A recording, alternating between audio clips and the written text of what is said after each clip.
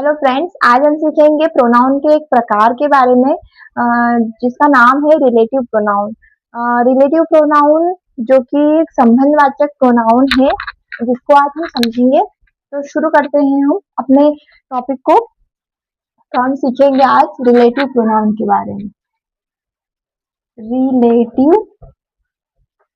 Relative pronoun pronoun अब सबसे पहले तो सवाल ये उठता है कि ये है क्या। ठीक है, तो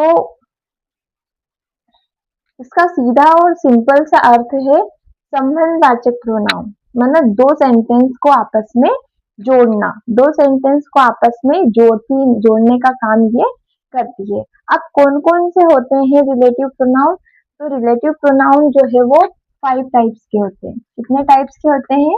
5 टाइप्स के होते हैं रिलेटिव प्रोनाउन। 5 टाइप्स। वो 5 टाइप्स होते कौन से हैं? एक तो होता है हु। कौन सा होता है हु? मैं आप लोगों को पहले ही बता दूं कि हम इंटेरोगेटिव की बात हु या फिर विच या फिर हु इनकी बात कर रहे हैं, लेकिन ये इंटेरोगेटिव नहीं है। इन्हें हम रिलेटिव प्रोनाउन बोलते हैं और उनका जो मीनिंग होता है वो अलग होता है और इनका जो मीनिंग होता है वो अलग होता है। ठीक है, तो हु जिसे हम कहते हैं, हिंदी में कहते हैं जो या फिर जिसने। ठीक है, जो या फिर जिसने जिसने दूसरा हमारा रिलेटिव प्रोनाउन है whom। whom whom दूसरा हमारा प्रोनाउन है रिलेटिव प्रोनाउन है whom।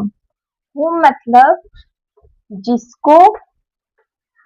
whom मतलब है जिसको, जिसको या फिर जिससे, जिसको या फिर जिससे, जिसको या फिर जिससे।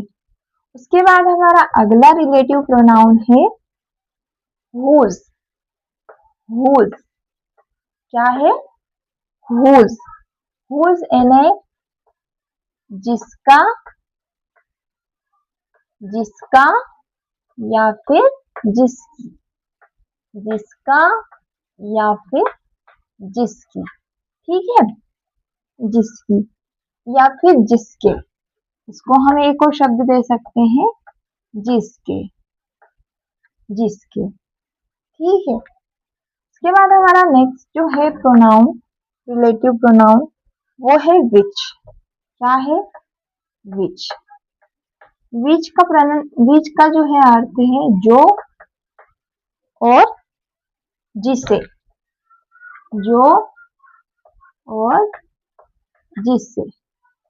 ठीक है, और हमारा लास्ट रिलेटिव प्रोनाउन है दैट और इसका जो मीनिंग है वो भी होता है जो और जिससे। अब आप सोच रहे होंगे कि सबका मीनिंग एक जैसा है तो हम कैसे सीखेंगे?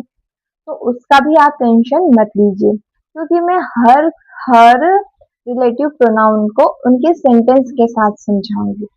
तो आज हम शुरू करेंगे हु से, मतलब जो और जिसने से शुरू करेंगे। और हम आज इसके इतने सारे सेंटेंस करेंगे कि आपको इस जो रिलेटिव प्रोनाउन है हु, इसमें आपको पूरे जीवन कोई भी कंफ्यूजन नहीं होगा। आपके सारे जो भी डाउट है वो इसमें क्लियर हो जाएंगे। तो शुरू करते हैं हम हमारे हु या फिर जो या फिर जिसने को। तो शुरू करते हैं हम हमारे हु को। अब ये सेंटेंस कैसे बनाता है? सेंटेंस कैसे बनते हैं? मान लो मैंने कहा कि नो आई नो मैं I know the boy, I know the boy. एक सेंटेंस तो हमारा ये हो गया, आई नो द बॉय मतलब मैं उस लड़के को जानता हूँ या फिर मैं लड़के को जानता हूँ। ये हमारा सेंटेंस हो गया। ठीक है, अब हमारा दूसरा सेंटेंस है कि ही won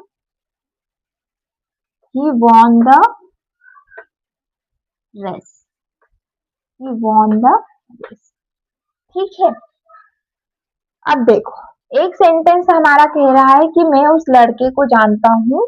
मैं लड़के को जानता हूँ। मैं लड़के को जानता हूँ। कौन से लड़के को जानता हूँ?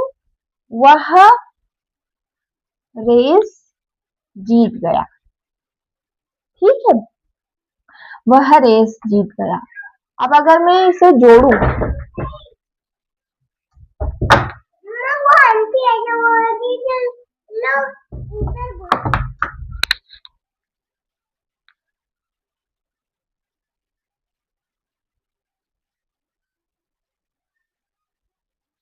ठीक है, ही वॉन द रेस मतलब जिसने रेस जीती, जिसने रेस जीती। अब अगर हम इस सेंटेंस को ऐसा बोले कि डायरेक्ट हम इस सेंटेंस को जोड़ दें, कैसे जोड़ेंगे? हो से, वो मतलब जो। ठीक है, तो हम इसको ऐसे जोड़ेंगे कि आई नो द बॉय, मैं लड़के को जानता हूँ जिसने जिसने और हम इस ही को हटा देंगे क्योंकि हमने ही की जगह तो क्या कह दिया? जिसने, मतलब उस लड़के की बात कर रहे हैं। हु वॉन द रेस, जिसने रेस जीती। ठीक है, मैं उस लड़के को जानती हूँ जिसने जो है रेस जीती। इस तरह से हमारे इसके सेंटेंस बनते हैं। ठीक है, दूसरा हमारा सेंटेंस है, the teacher the teacher the teacher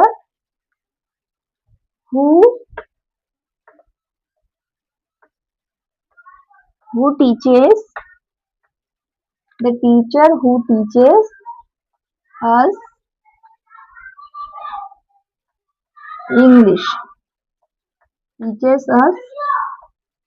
English is very kind, is very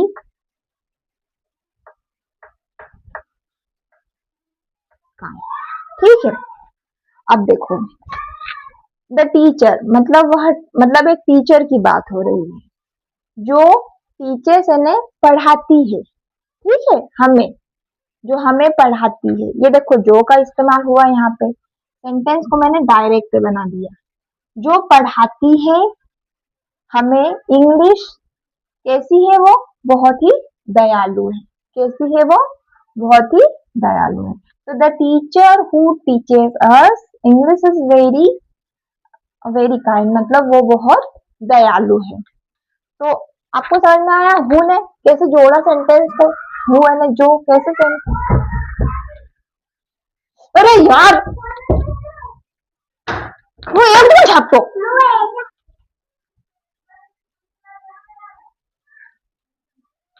एक सेंटेंस और है, एक सेंटेंस है the boy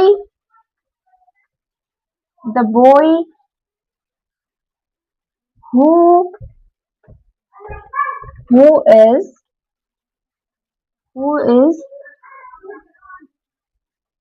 who is sitting there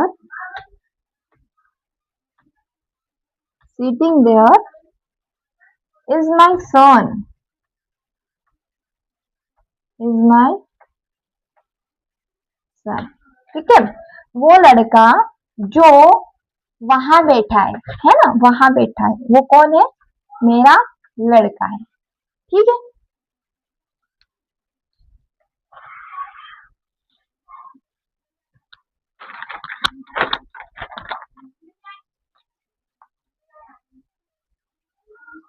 एक सेंटेंस और बनाते हैं, एक सेंटेंस और बनाते हैं the main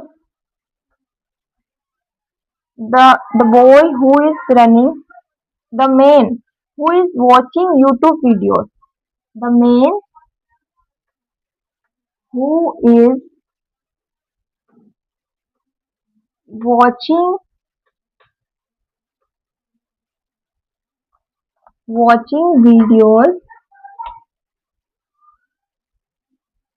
videos, he is he is my husband, he is my husband. ठीक है, यहाँ पे भी हु आया। तो आपको समझ में आए होंगे कि किस तरह से हु का मतलब यूज होता है। मैं आपको, अगर आप कमेंट करते हैं तो मैं आपको बहुत सारे सेंटेंस एक वीडियो में यूज करके बताऊंगी, अगर आप कमेंट करते हैं तो। अगर आपको वीडियो पसंद आई तो लाइक करें। Thank you.